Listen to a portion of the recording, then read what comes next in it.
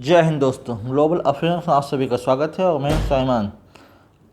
Trump एक नए defence posturing की तरफ आगे बढ़ गए हैं, जहां पर उन्होंने रशिया को खुली धमकी या चेतावनी दी है कि यूक्रेन के साथ 3 साल से लंबा चलता वार वो रोकें और 8 अगस्त इसकी डेडलाइन है। और यदि रशिया फेल होता है इन कंप्लाइंग विद दिस, यदि यह वार नहीं रोकता रशिया, सीज़फायर एग्रीमेंट साइन नहीं होते बिटवीन यूक्रेन एंड रशिया, तो फिर वो फर्दर इकोनॉमिक सैंक्शंस लगाएंगे ऑन रशिया और मिलिट्री रिटेलिएशन भी होगा, यानी कि मिलिट्री एक्शन भी होगा from side of United states. यानी कि एक अलग प्रकार की पोस्चरिंग और एक एग्रेसिव पोस्चरिंग दिखाना। कुछ समय पहले तक ट्रम्प का फोकस ये था कि वो समझाते मनाते ज़ेलेंस्की को कि वो वार रोक दें, लेकिन ट्रम्प ने बिल्कुल चेंज किया अपना पोस्चर और दिखाने की कोशिश की है रशिया को कि he is adamant and he is going to support Ukraine at any cost. अब अगर इसकी बात करें तो उसके बहुत सारे बड़े इम्प्लिकेशंस होने वाले हैं। जैसे ही ट्रम्प का ये बयान आया और ये ट्रम्प की धमकी आई, उसके बाद जवाब आया रशिया से। रशिया के फॉर्मर प्रेसिडेंट दिमित्री मेदवेदेव, जो इस समय रशिया के सिक्योरिटी काउंसिल को चेयर करते हैं, उनका बयान आया कि वो इस प्रकार के किसी भी धमकी से नहीं डरते, बल्कि उनकी तरफ से पूरी तैयारी है। दरअसल एक प्रकार का डिफेंस मैकेनिज्म है इन रशिया, और वो है एक ऑटोमेटेड न्यूक्लियर मैकेनिज्म सिस्टम। इसे रशिया में पेरीमीटर कहा जाता है और नाटो इसे कहता है डेड हैंड। इस व्यवस्था में अगर ये है कि यदि कल को रशिया की टॉप लीडरशिप वाइप आउट हो जाती है, कोई प्रेसिडेंट, उनका पीएम और टॉप फंक्शनरीज मारे जाते हैं किसी अटैक में, तब यहाँ पर एक ऑटोमेटिक सिस्टम काम करना शुरू कर देता है और वो अटैक करता है अगेंस्ट इट्स एडवर्सरीज। इसके बारे में उन्होंने हाईलाइट किया दिमित्री मेदवेदेव ने। उन्होंने कहा कि वो आसानी से एक्टिवेट हो जाएगा, तब शायद यूएस को दिक्कत होगी। इसके बाद ट्रम्प का फिर एक्शन आया। ट्रम्प ने ऑर्डर किया कि 2 यूएस न्यूक्लियर सबमरीन्स तुरंत स्टेशन की जाए क्लोज टू रशिया। हालांकि ये नहीं पता कि उनकी लोकेशन कहाँ है, वो क्लोज टू मेडिटेरेनियन सी हैं या क्लोज टू बेरिंग सी, लेकिन वो रशियन बॉर्डर के नज़दीक उन्हें स्टेशन किया जा रहा है। यानी कि फुल फ्लैश एस्केलेशन आप इसे देख सकते हो। आप देख सकते हो कि किस प्रकार जो है एक्शन हो सकता है।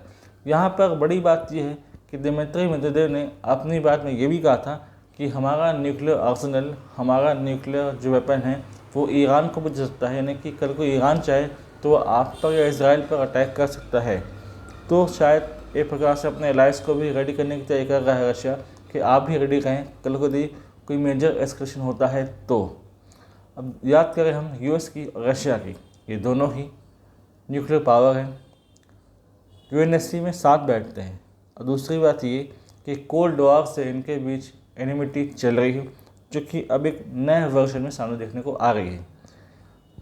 यहाँ पर बहुत सारे मायने निकाले जा रहे हैं ट्रम्प के इस एक्शंस के। पहले तो ये कि फर्दर प्रेशराइजिंग रशिया कि वो यूक्रेन रशिया वार में पीछे हटे, सीज़फायर के लिए एग्री हो। नाटो को भी एश्योर करना कि आप चिंता मत कीजिए और हमारा साथ दीजिए।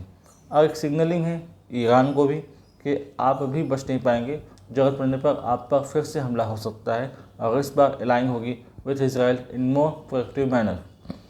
लेकिन ग्लोबली इसके अलग अलग मतलब निकाले जा रहे हैं, क्योंकि नाटो हो सकता है खुश हो सकता है कि यूएस उसके साथ है और उसके साथ एक स्ट्रॉन्ग एलाई है, लेकिन नाटो को ही पता है कि इसका इम्प्लीकेशन क्या हो सकते हैं। कल को एस्केलेशन बढ़ा तो फिर इसे संभालनी कठिन हो जाएगी।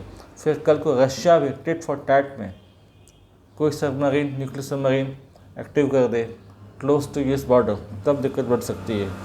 ईरान के लिए एक मैसेज है, ईरान इसको एक अपॉर्चुनिटी तरह देख सकता है कि जो उसके बचे मिशंस हैं कि वो ईरान इसराइल पर हमला करना चाहता है, अपने बचे कुछ जो उम्मीदें हैं उसको जीवित रखना चाहता है।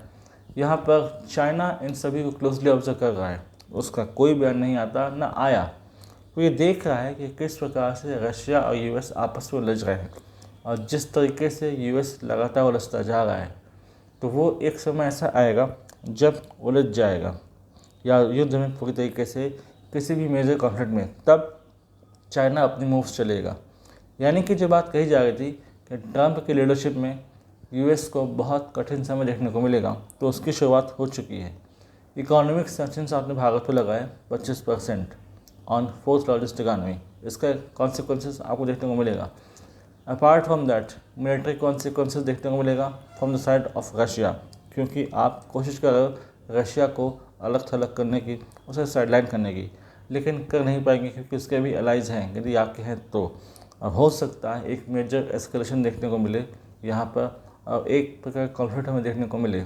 यानी कि हमें जो उम्मीद थी कि शायद कुछ समय आएगा, एक पॉइंट ऑफ टाइम आएगा जहाँ पर यूक्रेन और रशिया का युद्ध रुक जाएगा और यहाँ पर शांति होगी, तो इसे देख कर लग नहीं रहा, बल्कि ये बढ़ता ही दिख रहा है।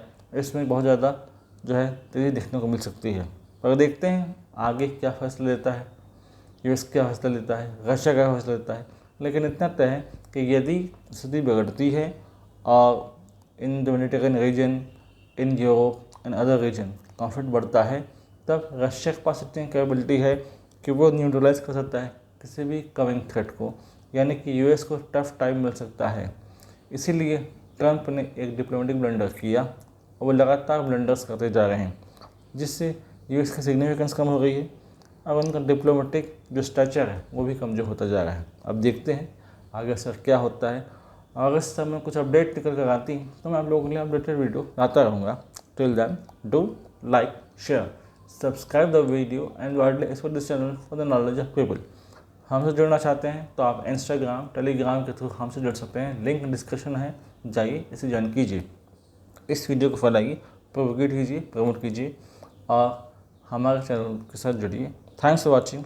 जय हिंद, जय भारत, जय माँ भारती।